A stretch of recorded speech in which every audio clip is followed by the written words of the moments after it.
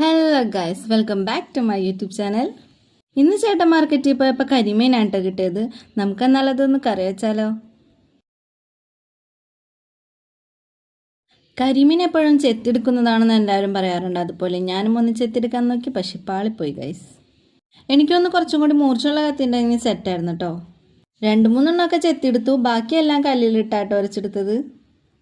എനിക്കൊന്ന് ചെത്തിയെടുക്കുന്നതിനേക്കാളും കല്ലിലിട്ടാണ് വെച്ചെടുക്കുന്നത്. ഒന്ന് വേഗം ചെതുമ്പൽ പോവും, നല്ല ക്ലീൻ ആയിട്ട് വരും.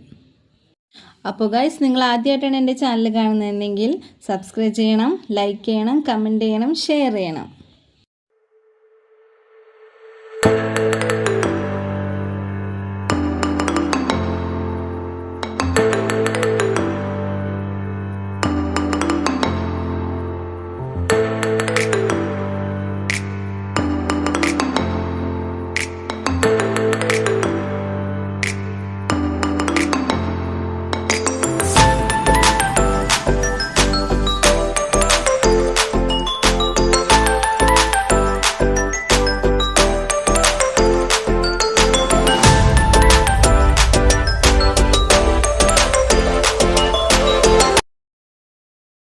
അങ്ങനെ നമ്മുടെ മീൻ ചെത്തി മുറിച്ചൊക്കെ നല്ല അടിപൊളി ക്ലീൻ ആക്കി എടുത്തു.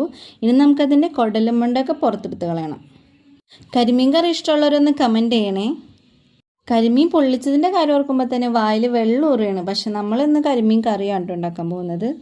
അപ്പോൾ എല്ലാവരും ഇതേ ടൈപ്പ് ഒന്ന് കരിമീൻ കറി വെച്ച് നോക്കണമെങ്കിൽ ഒരു പറ ചോറുണ്ടാട്ടോ, നല്ല അടിപൊളി ടേസ്റ്റാണ്.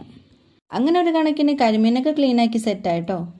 അടുത്തതായിട്ട് നമുക്ക് കറി വെക്കാനുള്ള പരിപാടി തുടങ്ങാം. സവാള, വെളുത്തുള്ളി, പച്ചമുളക്, ഇഞ്ചി, ഒരു തക്കാളിയും കൂടി വേണം. പിന്നെ തേങ്ങാപ്പാൽ പിഴിഞ്ഞത് 1-ാം പാലും 2-ാം പാലും.